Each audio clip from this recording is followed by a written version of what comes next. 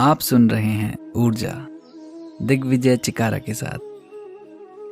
आप सभी को मेरा नमस्कार। आज ऊर्जा में कर्म की अग्नि। सफल होने की आकांक्षा तो प्रत्येक व्यक्ति करता है, परंतु कुछ ही लोग मनवांछित सफलता प्राप्त कर पाते हैं।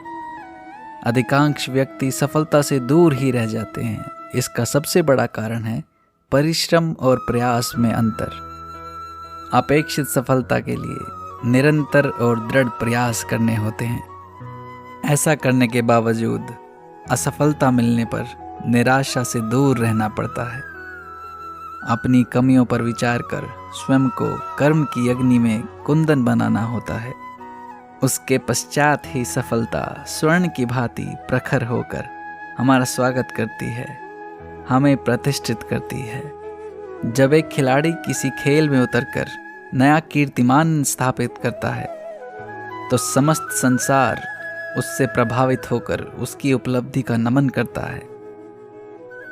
परंतु स्मरण रहे, यह कीर्तिमान क्षणमात्र में किए गए प्रयास का परिणाम नहीं होता।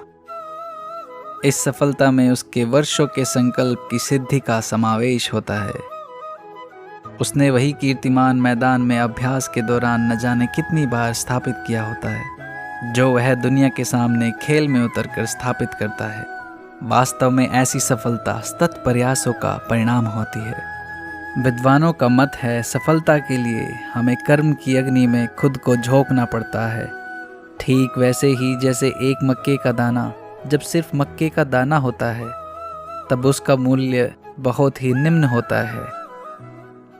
यही मक्के का दाना जब आग में तपने के बाद भुनकर निकलता है तब उसकी लोकप्रियता और मूल्य में कई गुना वृद्धि हो जाती है।